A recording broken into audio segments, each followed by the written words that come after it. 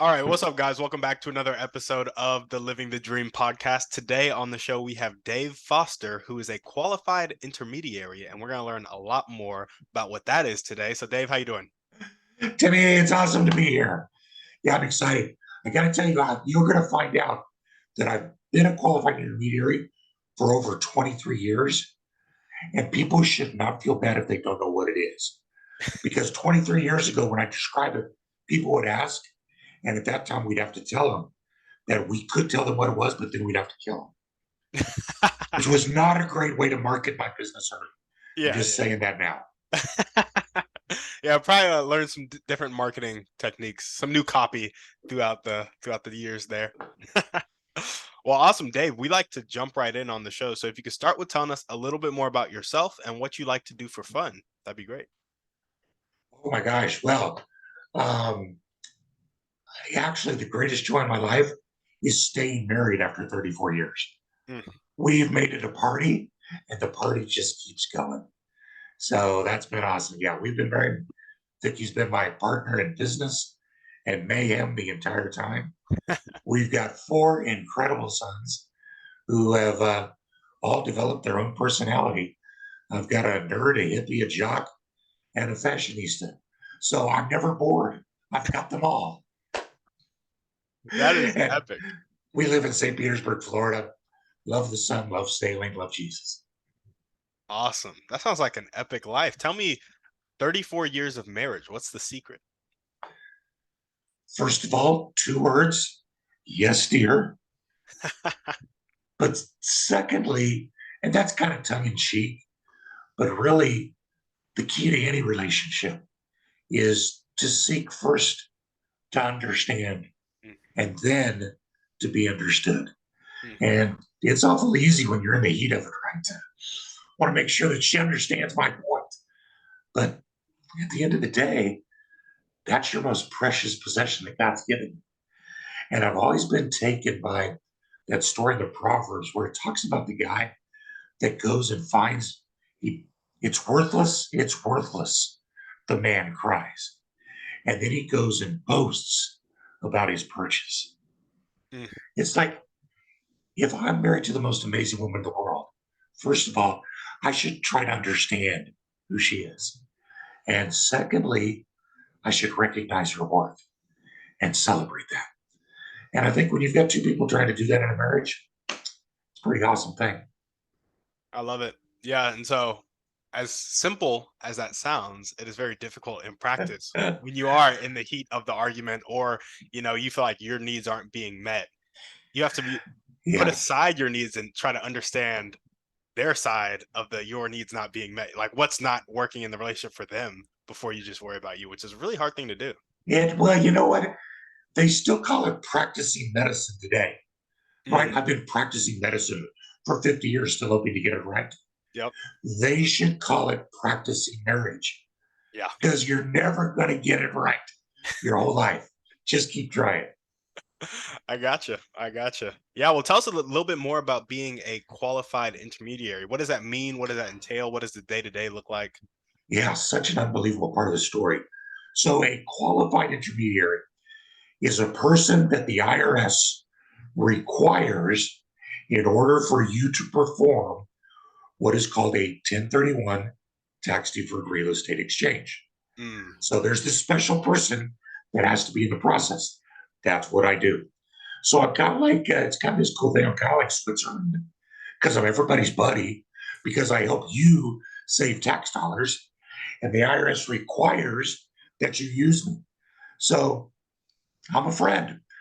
But what a 1031 exchange does, and this is what's really important, is that it allows people that own investment real estate to sell their real estate and then go buy new investment real estate and not pay tax on the profits. mm, Instead, they get to use the money that they normally would have paid to the government to go buy more property. It's like compound interest. Instead of me giving the money to the government to buy hospitals and roads and whatever, I get to use it for myself to buy more real estate, which makes more money for me. And then I just keep rolling these things down the road. Yep. And as an investor at the end of the day, I'm generating a bunch of income for retirement and beyond simply because I chose to do this process every time I sold real estate. Yeah, I'm a fan of the 1031 exchange. Tell me, were you a little nervous when they were talking about taking it out? Oh my gosh, this time, yes, because it seems like crazy is just a definition for politics in this world, in this environment. But honestly, though, what's been interesting is the statute. So what lets you do the 1031 exchange has been a part of the tax code since 1920. Hmm.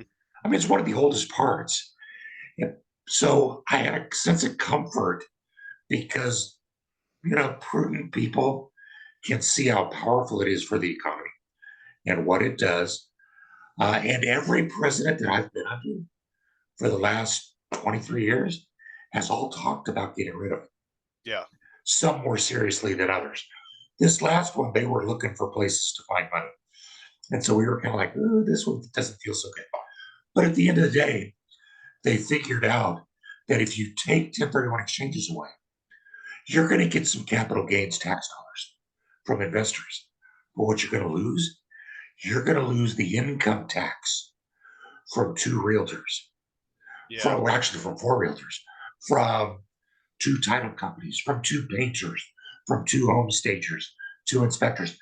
And you start doing the math and you realize that by collecting a little bit of capital gains tax from the investor, they lose billions of dollars yeah. in tax revenue. As soon as they figured that out, we could breathe a little bit more easily. 1031 was safe. Yeah. Yeah. Awesome. That's great to hear. Well, tell us a little bit more about the story of becoming a qualified intermediary. You talked about you having a vision for your family of wanting to raise them on a Yeah. sailboat. So tell us about that story. Yeah. So my wife and I live. So I guess you got to set the backstage. My wife is a Minnesota girl. I'm from Kansas. We met and married in Colorado. Now, the only thing you need to know about those three locations is that there's no salt water any of them. Hmm. And we were in two high profile careers, just grinding it out, having a good time, but working pretty hard. And we had our first son. And that was the game changer because all of a sudden we threw away the TV. No need for that. You just want to sit around and watch this little bundle, you know, gasp and burp and pee their pants, and everything's beautiful. And we realized, though, that the most important commodity that anybody can have, that we have, is time. Mm. And time is limited. So you have to spend that commodity wisely. And we said, okay, the corporate train where we're at, this doesn't feel good. What can we do to get out so that we can maximize the time that we have with this child and anything come with that? So we started looking around. And what does the Minnesota girl, the farm boy from Kansas, living in Colorado, discover? It would be really cool to go live on a sailboat Mm. and sail the world. Where did that come from? I have no idea. I think it was actually just because it was one of the cheapest ways to do it. So we started taking sailing classes. We realized this is what we want to do. How can we fund that? Mm. Because it's a little hard to run a barber shop or own a company on a sailboat, right? So, like a lot of your listeners, a lot of us today, we said, gosh, owning real estate would be a wonderful thing to do. So, because I'm a big fan of Ready, Fire, Aim, I went and bought a piece of real estate and I fixed it up and I sold it. I was one of the first fix and flip guys, I guess. But I made what I thought was a truckload of money till I went to my accountant. And he said, wow, you owe a lot of tax on that this year. I went, no, no, no. That's not the point. The point is to put the money in my savings account, to Yep. buy the boat, to go sailing. And it was at that point that I realized that everybody in real estate investing has a silent partner. And his name is Uncle Sam. Yep. And if you're not careful, Uncle Sam's going to make more money than you will. So we had a 10-year goal. And all of a sudden, living like that, it turned the 10-year goal into a 25-year goal. And it's like, how can we make this work? And it was right at that point in time that there was a huge court case that was resolved in favor of the investor. The IRS lost. And all of a sudden, instead of having to do 1031s a very particular way that wasn't user friendly, it was going to be as simple as sell your old real estate, use a qualified intermediary, go buy new real estate, indefinitely defer paying the taxes. And when I saw that, I went, well, that's the answer, because that's exactly what we could do. And at that moment, some friends said, Dave, look at that tax you had to pay. Want to join us? Because we're going to start a company to do this. And I said, absolutely. And so that was it. And then through the course of the next 10 years, we positioned our real estate from Colorado to Connecticut to Florida. And we also did a thing called the 121 exchange. Are you familiar I'm with not. that? So the 1031 is for investment real estate. 121 is for your primary residence. And if you live in your primary residence for 2 out of the 5 years prior to selling it, You don't pay tax on it. I am familiar with this. Yeah, bingo, yes. If you're married, it's up to the first $500,000 of profit. That's huge. that is huge. So every time we sold a primary residence, that money went into the buy the boat fund. And then we continued to move our investment real estate around the country to finally get it to Florida. And 10 years within the week of making the goal, we sailed away on our sailboat with our 3 soon to be 4 boys, living off of the income from tax deferred real estate assets in a tax free boat paid for by tax free real estate sales. I gotcha. So, were you also buying investment properties during this time, or was it all profit from your primary residence switching over? Oh no, it was investment properties because it was a combination of both. I gotcha. The primary residences were tax free. That bought the boat. The investment properties, we just continued to grow it so that we had a large enough portfolio at the end that we could live off of that. Yeah. But then, Timmy, there's one other little thing in there. It's deep, deep weeds, but you can also convert properties from investment to your primary and then later sell them and get part of the gain tax free. Oh wow. Yeah, hello, right? So we did that 2 or 3 times in the middle as well to make sure we had enough for the boat. So 23 years later, I've never paid a penny in capital gains tax. Mm, I love it. Real estate is such a beautiful game. I love it so much. It's such a great wealth builder, so much opportunity. And so let me ask you how you went about buying these properties. You both were working corporate jobs. Did you just take the income from that and you did the traditional 20% down on every investment property? Was it remote investment properties? Was it where you were? Tell us a little bit about your criteria for the investment property. Yeah, so way back in the day then, it was a whole different world. The internet had not changed anything. So all of the top investors that you would talk to would tell you to invest near you. Mm, Invest where you keep an eye on your assets. So for us, that was the Denver metro area. So we kept buying in the Denver area. And our goal originally was to buy 10 properties, 20% down, conventionally, rent them, pay them off. And then for retirement, we would have 10 properties bringing in around $2,000 a month each. And that was going to be retirement. What we learned was that I got this problem. I'm kind of an adrenaline junkie and with a touch of ADD. It's a bad combination. So I kept getting fascinated with other aspects. So we were buying single family residences, and I thought, well, gosh, how do duplexes work? Oh man, what about commercial properties? Raw land? Is there a way that I could become a builder? Yada, yada, yada, yada. And before you know it, we've dabbled in all of them to mm. try and decide. I even bought a property once and converted it by development into a movie set for a major motion movie picture. Just because I wanted to. That's epic. Yeah, tell that to my wife. Did I mention 34 years? She put up with this. I got you. Yeah, I could see, especially my fiance right now. less on the she's like more be consistent, less risk, all that good stuff. And so switching up the strategy would stress her out. So I'm sure it stressed your wife out as well. You know what? Great advice for people. Those are two incredible strengths. Play to your strengths with each other. Mm, The only time we've ever gotten in trouble in our real estate investing career was for a short period of time when, well, basically the entire world lost it in 2008. But right before that, I was having such a fun time that I actually went to her once and I said, you know what? One more time, we're all in. It's going to be fine. And she had some other stuff going. So it kind of just went over her head. And then later she said, what did you say? And by then it was too late. yep. So we ended up losing it for zeros in 2008. But when one is consistent and one is aggressive, you can really use that as sounding boards Hmm. to balance each other out because the best path is probably right up the middle. Mm, I love it. There we go. Well, tell us a little bit more about your motivation, Dave. What really gets you up and keeps you going every day? Boy, familia is so huge. We wanted to maximize that time.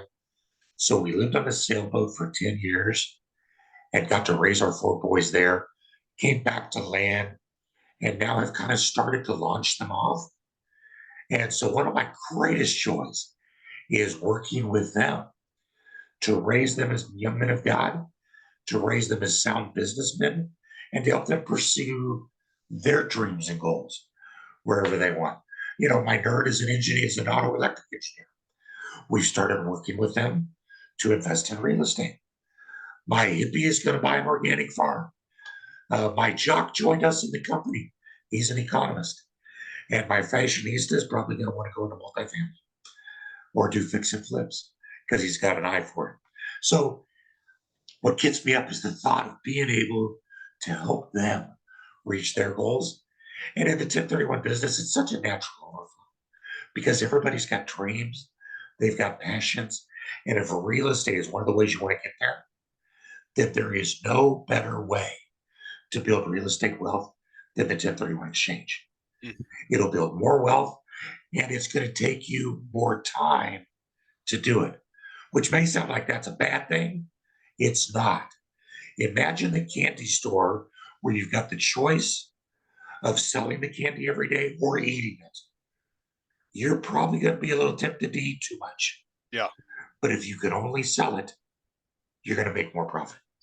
Mm, The 1031 exchange forces you to hold on to properties and take the time to generate income and then sell them and do it over and over again and keep the money rolling forward. yeah. So it's kind of like it's a discipline builder. It's like the layaway plan for wealth. I gotcha. Yeah, no, I like the 1031 exchange. I also know, do you know about the Burr method? What would you say about 1031 versus cash out refi, reinvest the money? Because I'm pretty sure with a cash out refi, you can, I guess you get less equity, but it's still tax free. Is that right? Yeah, when you do a cash out refinance, generally you can borrow 20 to 25%. And it's actually, I think I'm seeing them come out now 90%. It just depends where you're at in the market. But you can borrow a percentage of the equity that's in your real estate. Now that's kind of awesome because that's tax free. Beautiful. With the if you simply sell your real estate and you simply want to use that money, you're going to pay tax on it. Or you could do a 1031 exchange. Yes, I got you. Now, let's tell your listeners, in case they don't know, what the BRRR stands Oh yeah, let's for. go for it. Okay. So first of all, it's buy, right? Hmm. Rehab, rent, refinance, and repeat. Am I right? Yep, got it. Got it. So you buy a piece of property, you fix it up. That makes it worth more. Then you put a renter in it. Why? Because the renter's going to provide cash flow for you. And because the renter ups your income, so now you qualify to go do a refinance. You pull the cash from the refinance out, and remember that's tax free. And who's paying the mortgage for that, Timmy? The renter. Yeah. And so you take the cash out money And you do what's the last R? Repeat. You go buy a property with that money, fix it up, rent it, refinance it, repeat. So you're growing your portfolio exponentially. Here's what I did with the 1031 exchange. I added a couple R's, one R. The first one, so you still do the same thing. Buy it, fix it, rent it, rehab it, and then buy your next one. And then occasionally you will reevaluate because that first property, it now might be time to sell it and 1031 exchange.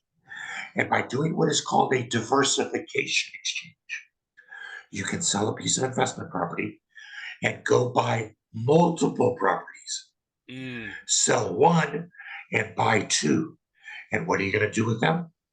same thing. Fix them, rent them, refinance them. So I have literally a couple clients that will do 30 to 40 1031 exchanges every year. That's 30 to 40 property sales. Every one of them they've owned for more than a year. And Wow. the reason why they can do that is because they have exponentially grown their portfolio. Mm, So now if they ever want cash to go buy something and the refinance cash isn't enough, they sell a property at 1031. mm. Huge tactic. And you can also correct me if I'm wrong, but say you like sell a single family, you get 300K in profit. You can put that into like a fiveplex. Is that right? Absolutely. The type of real estate doesn't matter. See, that was my problem. There were too many things to choose from. So the type of property doesn't matter. And the amount of money does not matter. As long as you purchase at least as much as you sold, Mm, you'll defer all tax. So you could sell a single family, go buy multi. You could sell a multifamily, go buy commercial. Sell a long-term rental, buy short-term rental. And you could do that anywhere in the country. So a lot of your folks that may be listening from California, what's the biggest problem in California? Property appreciates great, but I can't make any money renting it. yep. So you sell that property, do a 1031 exchange, and go buy 3 or 4 properties in Omaha where they're cheaper, but they cash flow great. Yep. And Absolutely. that's how you do that. Now, for the adrenaline junkie in all of us, we all like to fix and flip, right? Because I want to create things. I want to do this. I'm impatient. I need cash. Well, that's when the Burr method can really be adapted to work for you. Fix and flips don't work for 1031 because your intent has to be to hold the property. So if you just buy it to fix it and sell it, that doesn't qualify. But what if you bought the property, fixed it, rented it, and refinanced it instead of fixing it and sell it? You still get cash, right? Yep. To use what you want, but then you simply hold it. And then whenever you want to sell one and do a 1031, sell the ones that you've owned for a year. And now you're a fix and flipper because you've always got a project you're working on. You're just not flipping it too quickly. Yeah. So you can still get all the tax deferral. It's a There we beautiful go. game. I love it. Ooh, I love real estate. It gets me going. Um, cool. Well, Dave, we're gonna jump into your dreams and goals now, and it looks like you've already accomplished a lot of them, having done the sailboat. But what is the vision for the rest of your life with your family and your business? Ah, well, I think definitely I would love to hand the reins of this to my son, Mm, who's coming along in the business with us. He's my gosh, the guy's an economist. He's way smarter than I am. So at some point in time, I'll just be deferring to it. But as long as 1031 is around, it's going to be an incredible tool for people. And it's a family business for us, and we love to help others. mm, There's just a lot of joy that comes from talking to a new client and having them realize that $100,000 profit, they get to keep all of it yeah. and go buy another property. So the idea of being able to give back that way is absolutely awesome. In terms of goals and dreams, it was kind of funny too. We actually found last year an old paper from when we were married, 1988, where we had written down some of our life goals together. A sailboat was not on them anywhere, which was funny. But there was a goal to have a ranch where we raised cattle and horses. That's the farm boy in me coming out. So I'm sitting there thinking, okay, we're on land now. Could be time to start thinking about that ranch. I And you feel know that. how we'll get it? We'll 1031 exchange a couple properties into a new ranch. There we go. I love it. Oh, that's so amazing. Setting yourself up for success so well with that 1031 exchange. Well, what are the top 1 to 2 skills that you need to develop right now to hand the reins of the business over to your son or get that ranch where you have those cattle and horses that you want? Top two things I've got to develop. I actually, and this is kind of fun because I love to learn new things. I grew up on a farm in Kansas, Hmm. and it was a family farm. Actually, the first generation of our family were fighting the Indians in South Central Kansas. Oh, wow. That's how long ago this was. Yeah. So, but unfortunately, what happened was that over the generations, there was no vision for growth and increase. Mm. It was like they homesteaded, they got the ranches and the farms they could. And then they willed it through their inheritances, not to one child, but maybe to three and four children. Hmm. So every successive generation, it got diluted Yeah. until finally now, with the passing of my father last year, I looked at my boys and said, guys, there's not much farm left.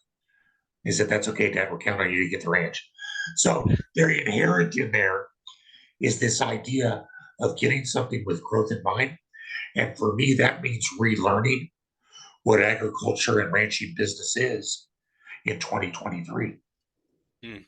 So the world changes and you can either keep pace with it or it's going to catch up with you. And life does not pass you on the right. Life goes right over the top of you. Yeah. So I would say that's probably the first and foremost thing is developing that. And then secondly, developing our portfolio and my children's portfolio so that they too are set up to grow rather than have to only look towards shrinking as we pass on. There's actually a beautiful acronym for the 1031 investor that fits into this. I just thought of it. It's the 4 Ds. Have you ever heard of them? I'm not. So D number one is defer, as you might imagine, because every day that you get to use the money instead of paying it to the government is a day of profit for you. So for it might be someone like me who's trying to do this all his life. It might be someone like a couple people I know that are my clients where they're doing it intergenerationally. But you try to keep the tax deferred as long as you can. The second D is defer because you can use this throughout your life cycle and throughout your real estate cycle. Get out of California, buy an Omaha, get out of single family, go buy commercial, do whatever you want. It will always stay deferred. What do you think the third D is? Defer. Bingo. Because as you go through life, you're going to want to maybe move from more active management to more passive management. I don't want to answer plumbing calls when I'm on my horse in the range, Yeah. right? So I'm going to go from active to passive. I'm going to go, for a lot of people, it means moving their portfolio to where they want to retire. I want to live in Sarasota. Well, fine. Do you want to still manage properties in Cincinnati? Or do you want to move them with your 1031 down to Sarasota with you? By the way, remember that conversion thing? Hmm. When those people get ready to retire, they're going to sell their Cincinnati house. That money's tax free. Where are they going to move? Into one of their former rental properties in Sarasota, because that doesn't create a taxable event. All the money from the sale of their Cincinnati house goes into their pocket and starts their retirement. So even as you get towards the end of your investing period, life, continue to defer. Now, I could play a horrible trick on you and ask you what the fourth D is, but I'm not going to do that because you'd get it wrong. The fourth D is to die.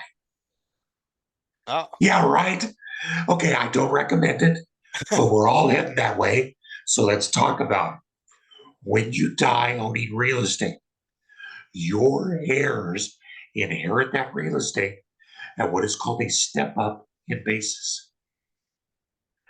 That means they get it as if they paid market price for it on the day you die.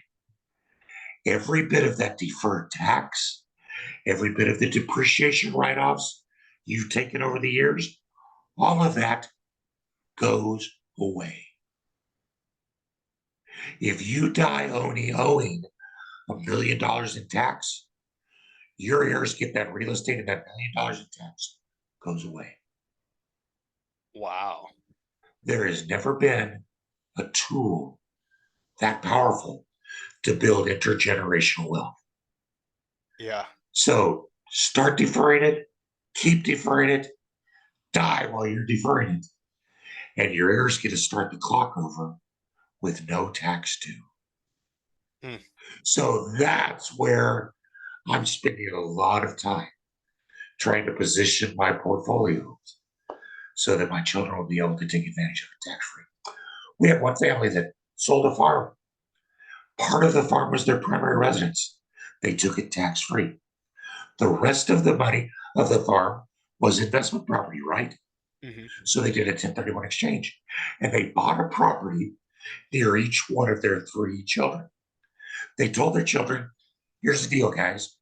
We have to make the money because we're not farming anymore, but we promise you'll get the property when we die. Would you be willing to manage it for us? Kids said, sure. So mom and pop started their retirement with tax-free dollars in their account. They took a cruise to Alaska. They started living big. The children are managing the properties.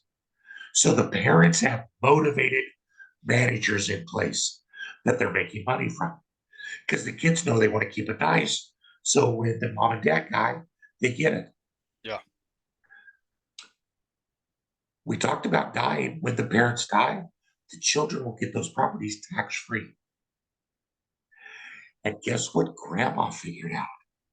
Hmm. Every trip to go see her grandkids was now going to be a business write off to go check out their investment properties. Come on. Does Yep. it get any better than that? It really doesn't. It really doesn't. It is so what a little financial education can do. It'll just take you so far. Like just this small amount of information that people got in this past 37 minutes about the 1031 exchange can create such a good like foundation for wealth, for building generational wealth for generations to come. So, man, it's amazing. I'm so glad that you came on the show to share this today. Thank you. Of It's course. awesome. There's talking about how I take it forward. There's a story in Exodus 17 Hmm. where the Israelites are fighting this huge battle. It's a weird story because it says that as long as Moses had his hands in the air, they were winning. Oh yeah, yeah, You yeah. know, as soon as he put his hands down to get a drink or whatever, they started losing. Yep. At the end of the day, his hands were pretty darn tired. Yep. So Aaron and her two guys went up, and their job was to hold his arms up. Hmm. And so that day, the Israelites won this huge battle. Well, I think what a great metaphor that is for us. We spend our lives building up these things, but at the end of it all, what if we could be the Aaron and the hers for our children, for our friends, for people we come into contact with? There's a ton of people listening to your show or watching your show that are wanting to desperately grow their careers, create the same margin, and they're working hard, like you said, to do it. But what if we're coming along behind them just so that we can be the people that hold their arms up Mm. when their arms get tired? That's what financial education can do. Go learn from the people. They're not going to do it for you. It's your job, but they're going to hold your arms up Yeah. so that you can do it. And that's the kind of assistance. The Bible talks a lot about just how much more valuable it is to give than receive, right? I mean, that's kind of everybody says that. It's more valuable to give than receive, especially when they want something. But be that as it may, talks several times about trying to give honor, try to outdo each other in giving honor. don't get tired of doing good, what if the whole course of the rest of our life doesn't just stop with getting it, but then the rest of it is even more fun giving it? Mm, That's a pretty awesome life. it is. Yeah. Yeah, and I've listened to some Tony Robbins, some other people that have just talked about the fact that giving is where we get our the most the most fulfillment we'll ever get in our life. Like service, giving, holding people's arms up, like that's what life is really about. And we're all working to acquire really early in our life to get to the end of it and be like, all I want to do is give. Right. So I love that you pointed that out. Well, awesome. If there were one or two people that you could meet right now, and this could be a specific person or a type of person, and they'd really help you take that next step towards your dreams and Oh, goals, who would they be and how would they do it? oh my gosh. That's a great question. I would love to meet C.S. Lewis. Mm, Um, that dude had it all. I mean, I mean, okay, I don't even describe. He was so deep in his faith, yet he was so much a part of the regular world. You read the stories about all these monks and people that distance themselves, they create separation, they don't want to be part of the world. But when I read the Bible, all I ever see is Jesus going to parties yep. and non-Christians. Yep. So I'm sitting there going, that's who C.S. Lewis was. Mm, He wasn't scared to just hang out with regular people. I would love to have him teach me how to be a source of encouragement to just everyday people. mm, I love I that. had never thought of that till to this moment. Thank you. Of course. That's why I asked the question. That's why I asked the question. Speaking of being a source of encouragement to other people, at first I thought this question wasn't going to be relevant, so I skipped over it, but now I'm going to go back to it. What character trait do you think you most need to develop right now to kind of further your dreams and goals, further the person you want to become? Patience. Hey, what was my problem 30 years ago is still my problem today. I Yeah. just might be a little bit better at it. Okay. And hey, if there's encouragement for anybody in that, you're never going to get rid of who you are. Mm, That's because God made you who you are. And God doesn't want just a bunch of copies coming off the line. He loves you right who you are and where you are. Now, with that being said, he probably wants you to work on something. But what makes you think you're ever going to get done working on that? yep. That's part of his goal for you. Owning So, your yeah, side. patience. Yeah. I gotcha. I gotcha. Awesome. Well, now we're going to go through our thriving three real quick. What's your favorite book, movie, or podcast? Pick one. I didn't have all three options. I just give me book. Okay, book and movie because they're the same thing. Book is the Lord of the Rings trilogy by J.R.R. Tolkien. Mm, Contemporary of C.S. Lewis, he wrote the Gospel of the Bible inside a book of fantasy. And I've probably read it 70 times. And it still always brings me to tears. And always, I used to go out and have sword fights with my sons while we read it together. It was just so awesome. But the movie that goes along with that, check it out because it's a slow burner, and it's simply called Tolkien. mm, And it's the sort of a true story of how he was raised and lived and wrote the books for his children. yeah. It's incredible. I love that. I was going to ask you when you said the one person you'd meet is C.S. Lewis. I was going to ask you if you knew that he was so close with J.R.R. Tolkien, but you did. Oh man, listen. Okay, I should qualify. I want to meet C.S. Lewis, hanging out, having a beer with J.R.R. Tolkien.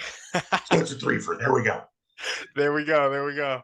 And what's one way you like to take care of yourself? We have been so fortunate to spend 10 years on the water, seeing the water. I'm a farm boy that grew up reading the books by Jacques Cousteau on the water. So the ocean has always been my solace. We have been really blessed to be able to move right across the street. So for me, walking 200 steps and sitting by the beach and just listening. The scenery's different every minute, Mm, and it just brings a peace to my soul. yeah, there we go. 200 steps from the ocean, huh? Y'all got a really nice property, it seems like. Well, till a hurricane comes by and it's actually underwater. But Yes. be that as it may.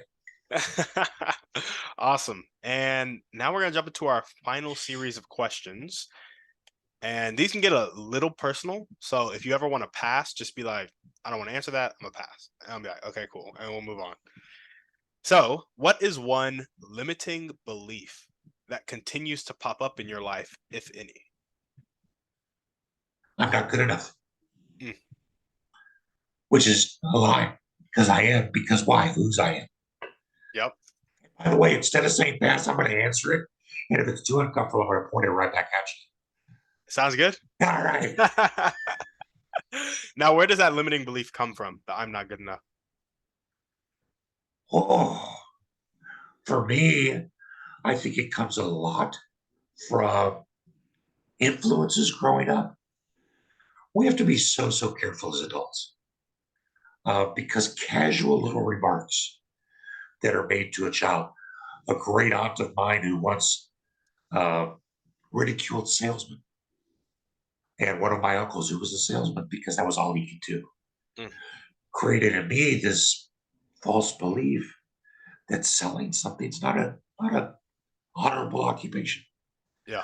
or someone who says you can never do that, or someone who does the opposite and celebrates you when you don't do it right.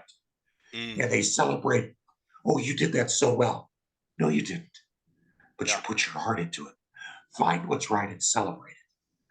And I think listening to those voices over time, gradually adults become accustomed to thinking about their own limitations. Has that been true for you?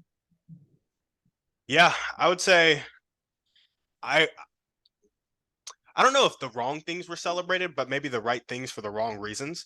Like my high performance was always celebrated, so I was always a decently high performer when it came to football, when it came to school, and because that was the only thing in my life that was celebrated, I felt this crippling pressure to keep up the high performance. And so I became very afraid of failure because I was living my life based on other people's um, kind of other people's opinions of my life. Instead of your own core beliefs about yourself. Exactly. And as soon as we fail once, what does that do? That just proves, oh, that's right. Yep. I'm not as good as I thought I was. Literally. Yeah, that's Literally. exactly what happens. Awesome. Yeah. And so I would say my limiting belief comes around like failure of you're like, you're one step away from total failure for the rest of your life. And I'm like, total failure for the rest of your life doesn't even exist. But it's like you will always be a failure and you're one step away from it is like one of my limiting beliefs that kind of keeps fear in my heart. And so And I'd say it that comes keeps you from from really doing the key thing, which is to keep putting a foot in front of the other. yep. As a sports guy, you know the analogy. What Wayne Gretzky said: "You'll miss 100% of the shots you never take." Hmm. Exactly. Exactly. What actions do you have that reinforce the belief of I'm not good enough in your life? This can be daily, weekly, monthly. Maybe it happens once a year, but you have this belief. It generates some thoughts, generates some feelings, and from all that, you have an action. Do you have any of those in your life, or have you kind of gotten rid of them? No, are you kidding me? Actually, I've kind of developed this fun little mantra, and I've shared this with a bunch of young men that I've worked with over time because those kinds of thoughts are so insidious. Hmm. You don't see them coming, they burst. Uh, for instance, today, we had some friends over last night. They brought their dog. This is okay, graphic information coming up. Their dog left a present for me in my bedroom beside the bed that I did not see before going to bed. Oh, I got up and looked at it and said, okay, I'm going to fix that later. okay. But in the meantime, my wife came in at some point to do something with the bed and saw that. And all she looked at was with a face of surprise. because obviously that was kind of surprising. Yep.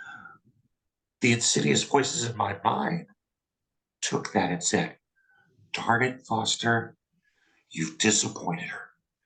You were going to take care of it. You didn't take care of it. You're such a loser. How Yep. could you let her down that way? And then right then it just escalates. Uh-huh. That's the kind of thing. And it happens like that. So my mantra that I've taught people is this old Minnesota Scandinavian proverb where they have a little bit of an accent and you just have to learn the words to say immediately. Oh, for dumb. Oh, for dumb. I was sure dumb on that one, wasn't I, Ollie? Oh, for dumb. And then let it go Mm. and start over. Because God is the giver of unlimited mulligans. So what was that phrase one more time? Overdone? O for dumb, like OHFER for dumb, DUMB. O for dumb. I got you. I got you. Because it acknowledges, yeah, you should have done something different right there. But guess what? It's over. O for dumb. Let's start over. There we go. And so if you were to think of an abundant phrase that really spoke to your heart, the piece of your heart that is kind of plagued with that limiting belief, what would that phrase be?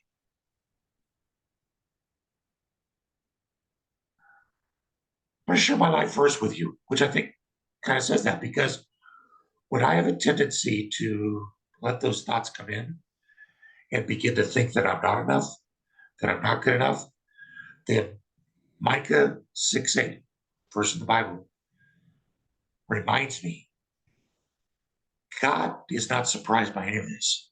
Mm. So let's ask what God really does desire. Because it's not your offerings, it's not your achievement, it's not your All American awards. What does God really desire? And it's three things: do justly, love mercy, and walk humbly with your God. And if it fits into any one of those three buckets, I want to pursue it with all my heart. And if it doesn't, oh, for dumb, I'm going to let it go. Mm. There we go. All right, we got one last question for you. And I want to frame this next question. So Alex Hormozy, do you know who that is? I don't. He's He's like probably a somebody really famous. nah, he's not he's kind of famous, he's not that famous. He's a YouTuber, business guy. Basically he's done a lot for the entrepreneurial community, especially the young guys like me. Okay. And he said that the difference between manipulation and help is intent. And I think his point here is that you're influencing people in both situations, but manipulation is about getting somebody to do something you want them to do, while help is about seeking first to understand, like you said earlier, and then helping them get to where they want to get after you understand where they want to go.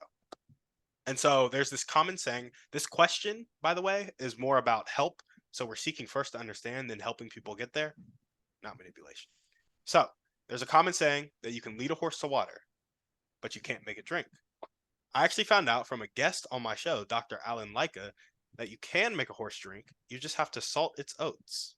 Now, I want you to think of a person with a really fixed mindset. They're not willing to accept help. They're not willing to accept change, but they also really hate their life. They're not content with where they are.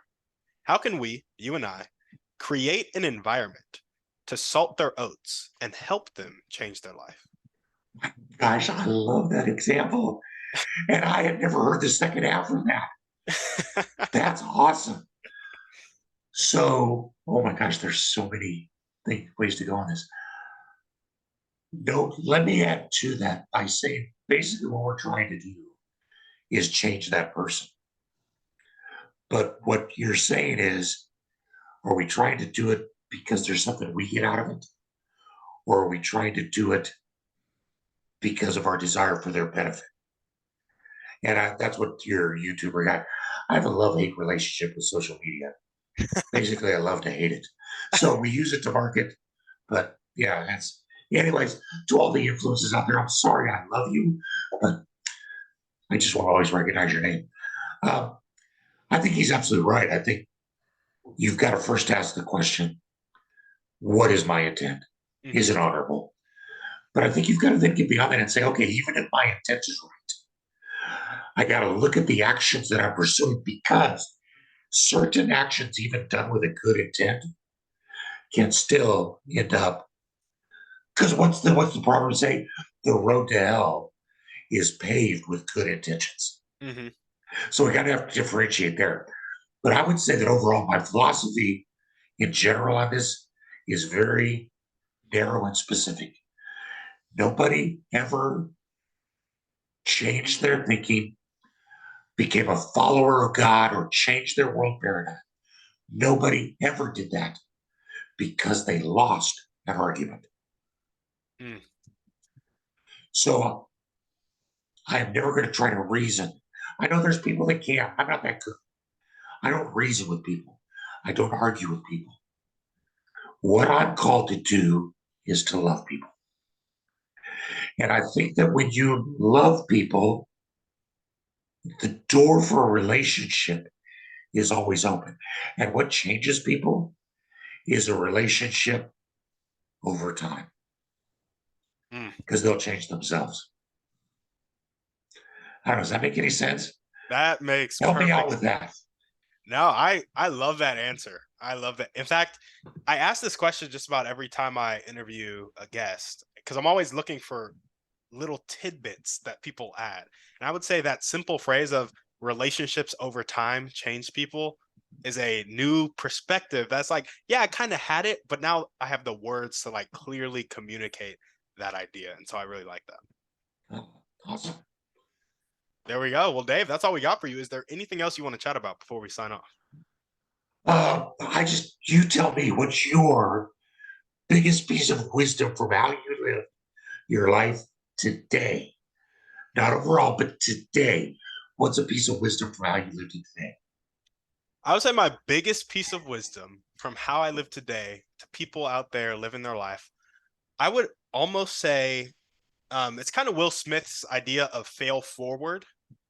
But for me, failing forward in my life right now is failing in such a way that counteracts people's opinions of me and is a benefit to my life. So a lot of the entrepreneurial things that I'm doing, like the podcast, like selling stuff, whether it be real estate or insurance, all of that meets criticism.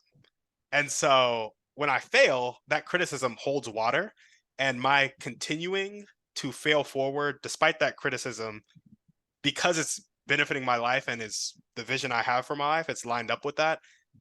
Doing that over and over has kind of allowed me to do a couple things. One, act despite people's opinions of me, but B, hold water in conversations where people are criticizing me because I've gotten kind of a,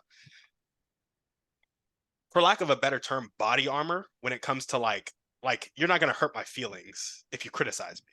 And so because I've built up that armor, it allows me to be criticized, receive it, and then like ask people questions in a reasonable manner and not flip out on them emotionally. And so I would say fail forward in that specific way is my advice. Where'd you play football? I played at Davidson College. Okay. And what position?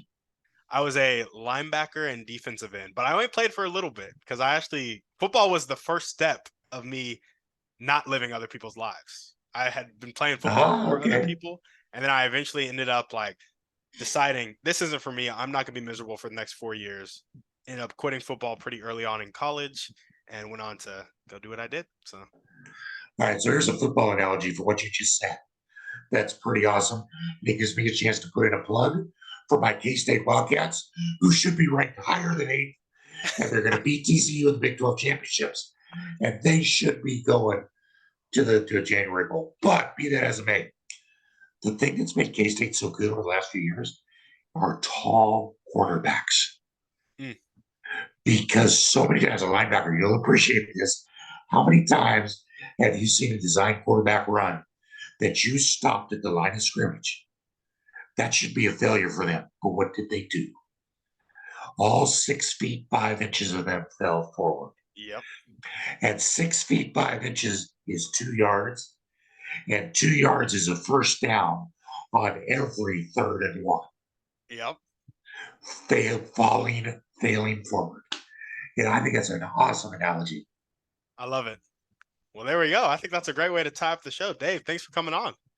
It's awesome. Come and find us at the 1031investor.com if we can ever help you out. There we go. All the ways to contact Dave will be down in the show notes, his website, all of his social media, all that good stuff. If you loved what he had to say, if you know somebody looking to do a 1031, connect them to Dave. Thank you guys for watching the show. We will see you on the next one.